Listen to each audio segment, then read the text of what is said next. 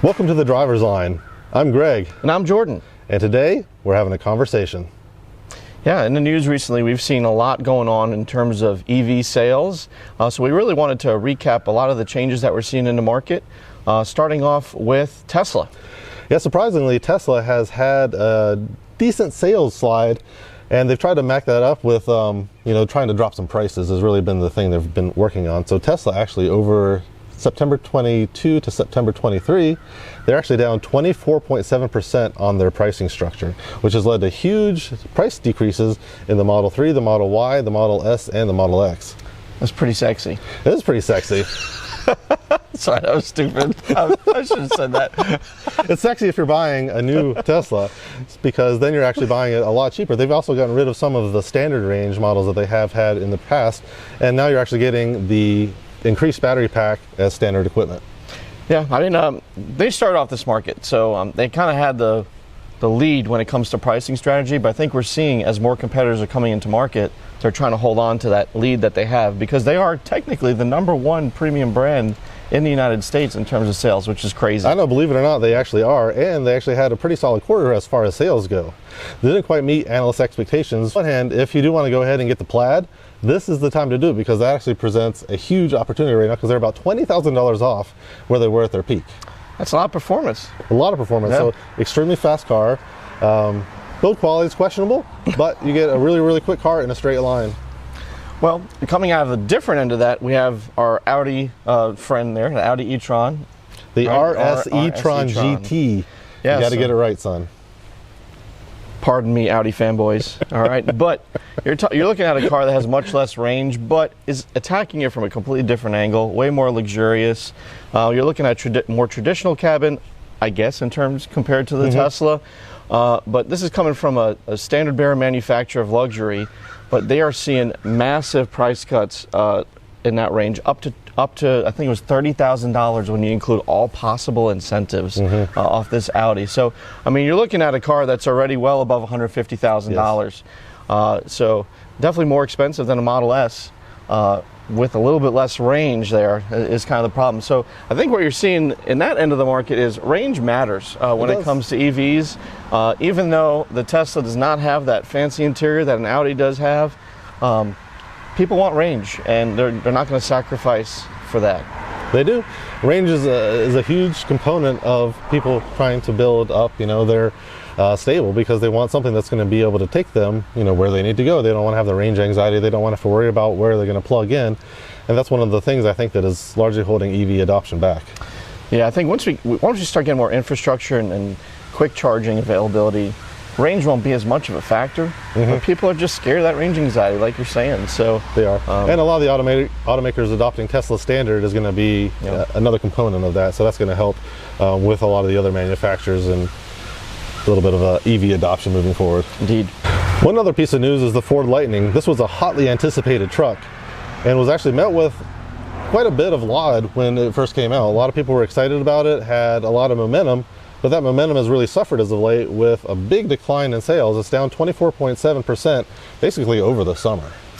That's a big number. Big number. Wow. And so Ford has actually gone and taken a step right here amidst the whole UAW strike of cutting an additional 700 jobs, which was essentially one shift of Ford F-150 Lightning production, just because the demand really isn't there right now.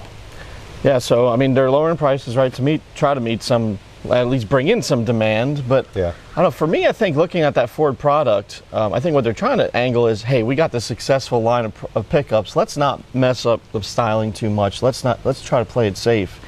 And I think with a lot of these EV customers, they want to stand out. They do. So I think we might be seeing a situation here where, you know what, I'm buying an F-150 that costs $60,000 and it looks just like any other F-150 that's on the road. I don't know if I want that. Right. So I mean, it does have that fancy lighting in the front and in the back. And in the back.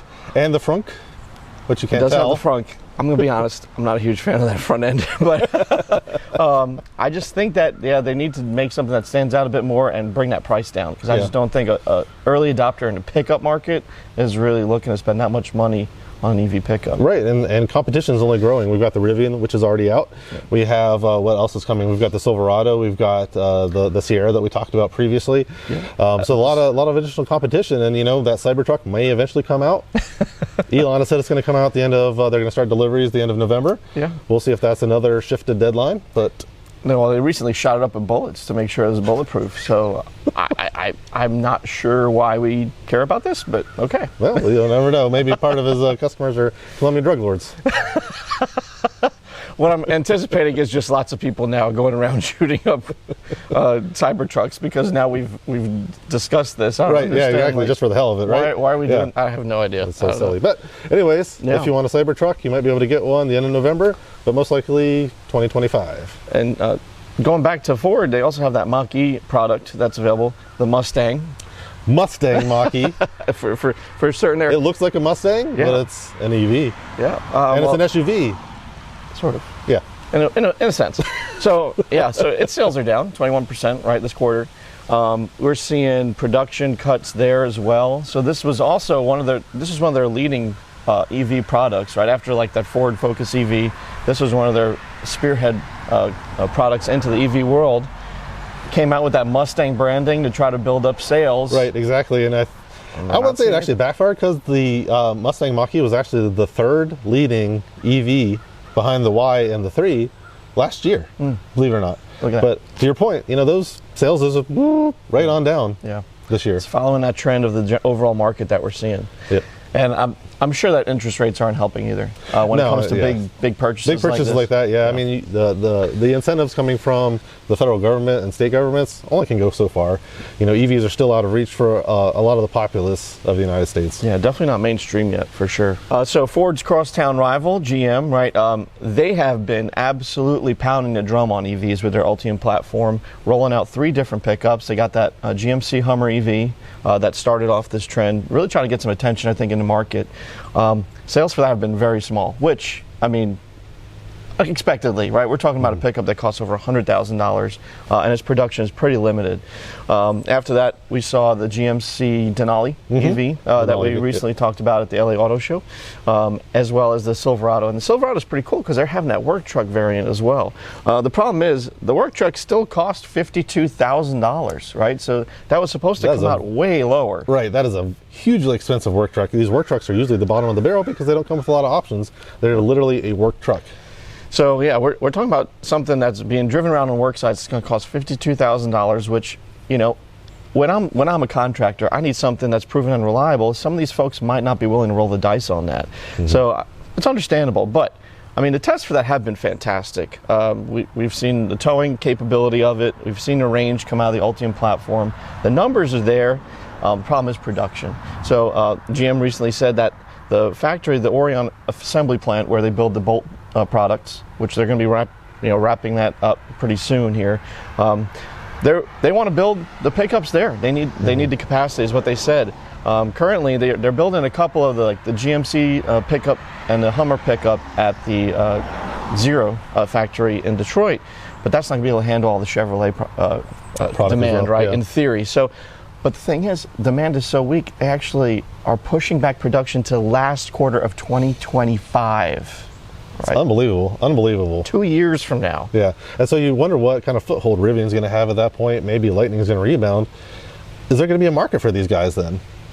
We have to see. Yeah, yet to be determined, because I'm not sure that there is. We'll see.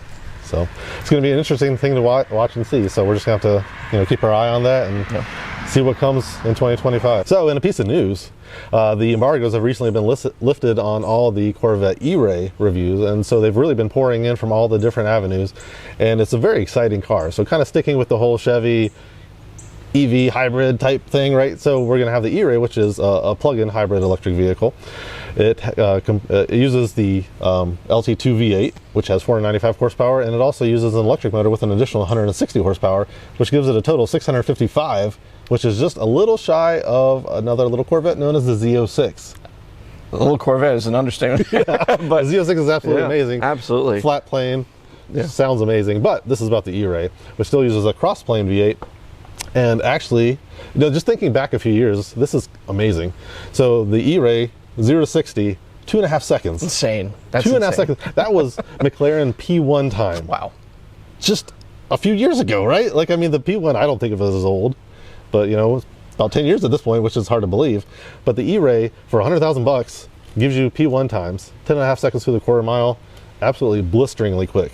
Yeah, I mean, a lot of the tests that we're seeing on it have it rivaling the Z06 in terms of acceleration, sometimes even beating it. So, I mean, that is a desirable product right there.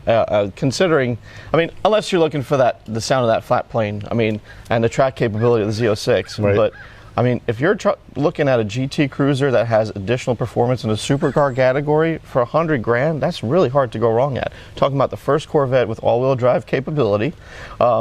Be that as it may, is powered by electric wheels in front, but Yes. you could also have your first front-wheel drive Corvette ever, right? Yes, because it comes with 2 modes. It comes with shuttle mode and stealth mode. So shuttle mode is if you just want to move it around your driveway. But stealth mode, you can actually go up to 45 miles an hour before that LT2 kicks on and gives you the full thrust that you need to kind of move on. I don't know what range is. Not really published, I think, but it's probably just a handful of miles at this point. Yeah, I can't imagine it's many, but it's helpful not to anger your neighbors, I imagine, right? Right, exactly. So if you want to zip out in your Corvette, you can do so in a stealth mode. I really kind of feel like this Corvette E-Ray kind of takes over where the Grand Sport kind of left off. It's playing in that middle field between Right. our base Stingray and our Z06 model. But it's approaching it from a really different angle because you're seeing a lot of the other manufacturers like Ferrari come out with hybrids that are plug-ins to really emphasize more on that mileage and helping out the economy. Well, this is not the approach that Chevy's taken at all. It's really just there to help that low-end torque, Right. help it get those launches off more smoothly.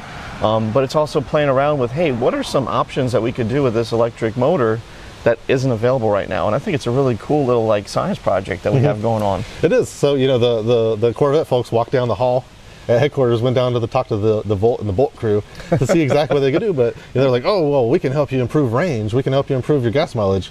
Nah. Corvette guys didn't care about that one bit. They were interested in performance. And so that's exactly what they did. It's only got a 1.9 kilowatt hour battery pack in it. And it just, it's a unique all-wheel drive system in that it's not connected at all. Right. They're two completely disparate systems within the Corvette, which You don't is see it a unique lot. as well. Yeah, it's a very unique system, but it's just an absolute cool car. I love, you know, the call out for the Grand Sport. At first, I was really sad when I heard they weren't building the Grand Sport anymore, but this thing just fills the niche so well. It's got the wide body off the Z06, but not tuned for aero.